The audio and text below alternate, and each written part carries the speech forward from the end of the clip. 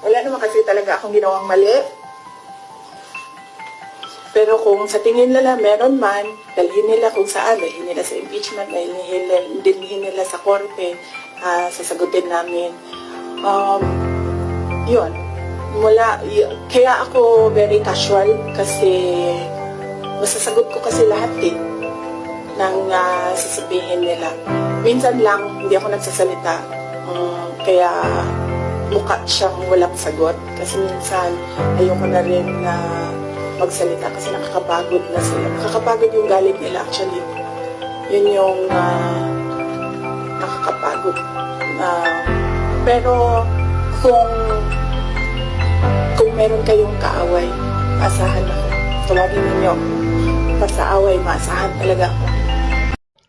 Alam nyo guys, ibang klase talaga si Sara Duterte kung magdrama. Daig pa ang Best Actress ng FAMAS, ng Urian, at ng Metro Manila Film Festival. Alam mo, instead na magpaawa ka sa mga tao, harapin mo na lang ang impeachment. Hindi na mag-travel ka kung saan-saan. Dapat nagpakita ka ng sinseridad mo doon sa impeachment hearing. Paano ngayon yan? Iakyat na sa plenary ang impeachment mo. Baka mamaya pag dumating sa Senado, hindi ka naman dadalo.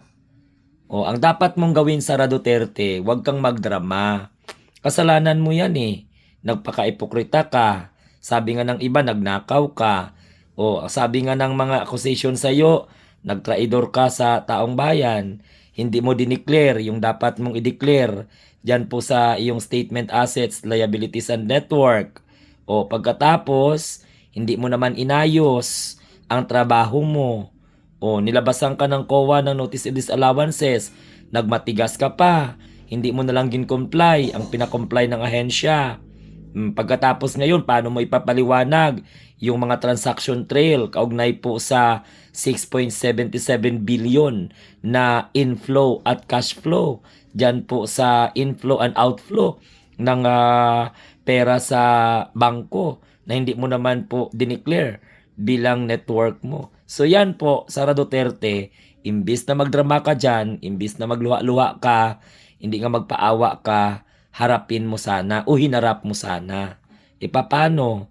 Dahil sa pride mo, hindi mo kinayang harapin ang publiko sa pamamagitan ng House Committee on Justice. Tapos ngayon, magpapaawa-awa ka. Ang problema, kahit anumang iyak-iyak mo dyan, hindi ka pa rin ginawaran ng Best Actress Award. Okay? Hanggang drama ka lang, wala kang Best Actress Award.